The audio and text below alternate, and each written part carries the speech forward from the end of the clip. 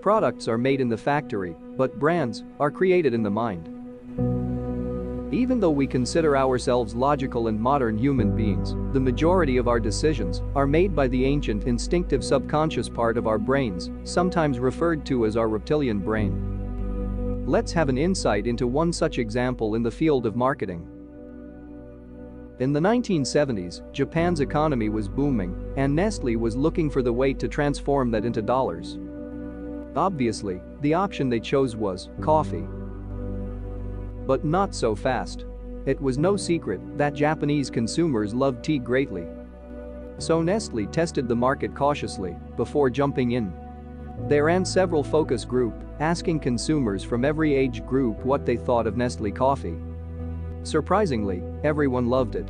All focus group came back incredibly positive.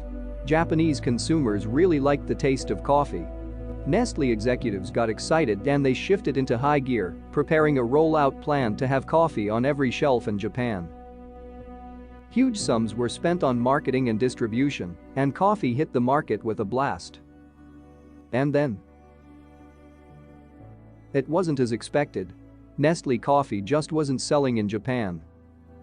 Is there anything more depressing than an empty coffee shop? It made no sense. Every study showed that Nestle coffee would be the next big thing, but Japanese consumers stuck to tea. Japanese consumers liked the taste of coffee, but simply chose not to buy it. Faced with this challenging situation, Nestle decided to bring in the superstar of marketing, Claude Raphael. Claude Raphael was not your typical marketer. For starters, he was actually a child psychiatrist who had spent years working with autistic children. But because of this experience, he was convinced of one thing: that people can't tell you what they really want.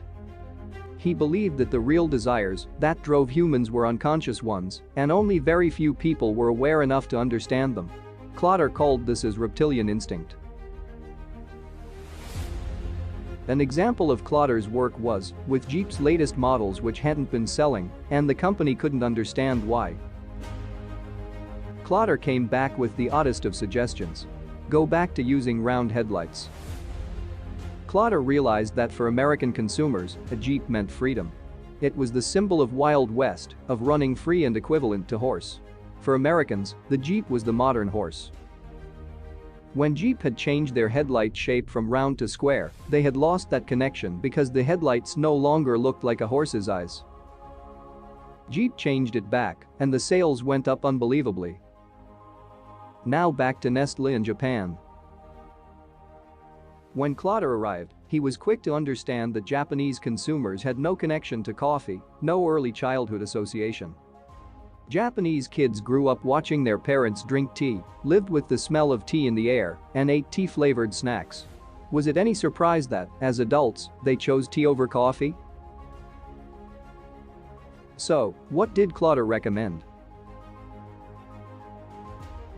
Yes, the coffee candies. Suddenly, hordes of Japanese kids began to discover the taste of coffee through dozens of different candy types. From there, they eventually moved on to cold sugary coffee-flavored drinks.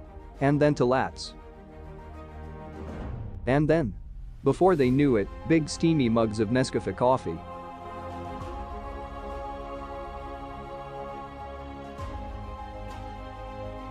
Not bad for a market that wouldn't buy coffee just 40 years ago. The key is, no matter what story you tell, make the buyer the hero.